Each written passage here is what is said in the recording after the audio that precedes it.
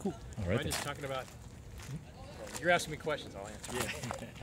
So you marched BD80, and tell us what was it like? I believe it was Scott Johnson's rookie year in 1980.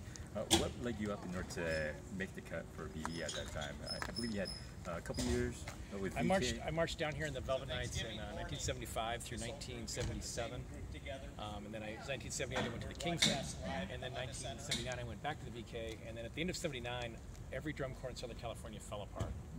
Kingsmen were folded, VK were folded for all essential purposes. So the only place to go, I had 1 year left, and I thought I got to finish out 1 year. So I went up to Northern California because Blue Devils and Santa Clara. Yeah. So I actually tried out for both corps, figuring that like I'll make one of them. Yeah. And so I did both. And but my heart was actually in Blue Devils. And it's a really weird concept for me because I love Santa Clara's drumline, but the Blue Devils style was just, I felt it. So that was me. So yeah, just found out, talked to some people during the summer on tour when the auditions were, found out when they were, where they were, and then just got in my car and drove up there. I got you. Yeah, and this was pre-internet, so you couldn't just audition online. You had to actually physically be there, which was good for me because we didn't have thousands of people. Yeah. We had the night of auditions. I think we had there were 5 spots, and there were 17 people going for those 5 spots. So, it wasn't a walk in and get it for sure, but it wasn't like there were hundreds of people. So it worked out. Yeah. Now, I believe when you had your finals in August from VK, what was your practice regimen from finals of was it '79 going into your audition? Yeah, it was because I knew I wanted to be in Blue Devils or was going to audition for them.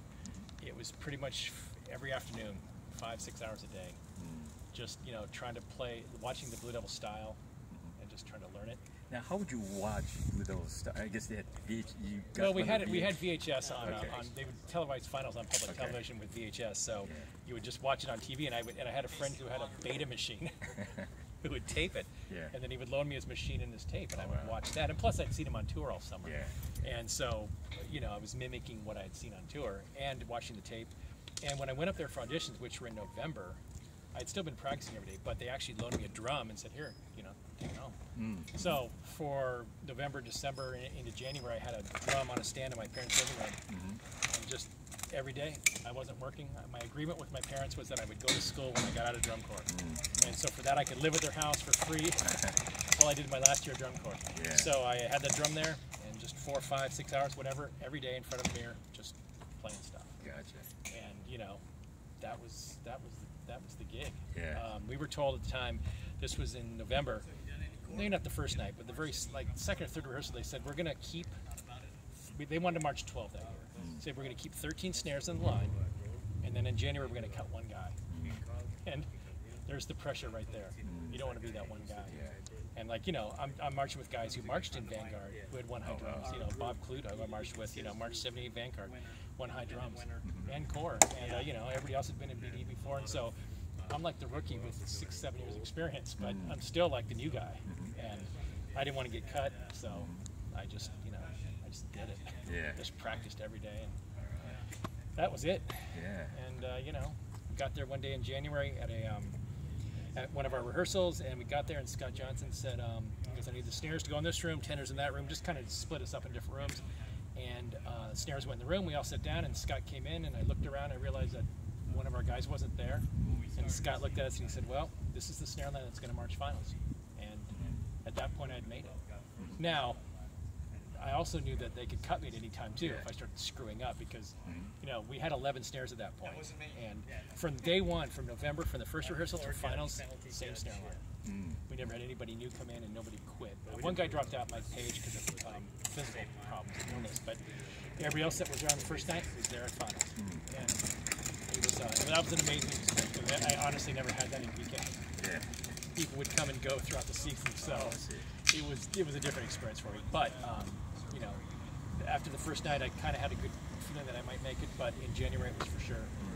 But then I realized that, like I said, there were 11 snares. They've won with 10, so they could cut me and still be just fine. I wasn't necessary for the Blue Devils to win, and I was very aware of that, so I didn't stop practicing. You were the only rookie?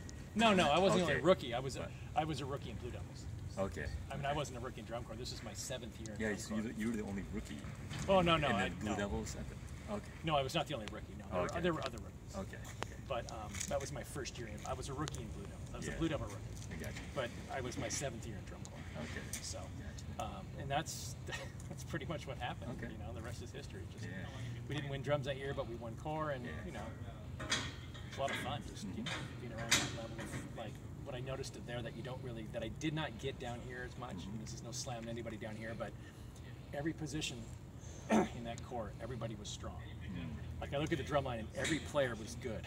There were nobody was like, oh, we really should get somebody else. It was like, oh no, that guy's plenty good. Yeah. Horn line, the same thing. You know, guard, I don't know, but the horn line, you Yeah. know, all those players, they're all good. So that's when I was like, this is big time drum corps, and you know, that was the difference. Just everybody was good, and everybody got it. Everybody was into it. And there was no flakes. Nobody was like, oh, well, maybe I'll be there. It's like, no, I'll be there because if you're not there, you're out. Yeah. Because they had plenty of people that wanted to do it. So Okay. that's my story in a nutshell. All right. Well, thanks again. Sure. All right. Okay, I'll see you at the Okay. show. Hey, thanks again, Mike. Okay.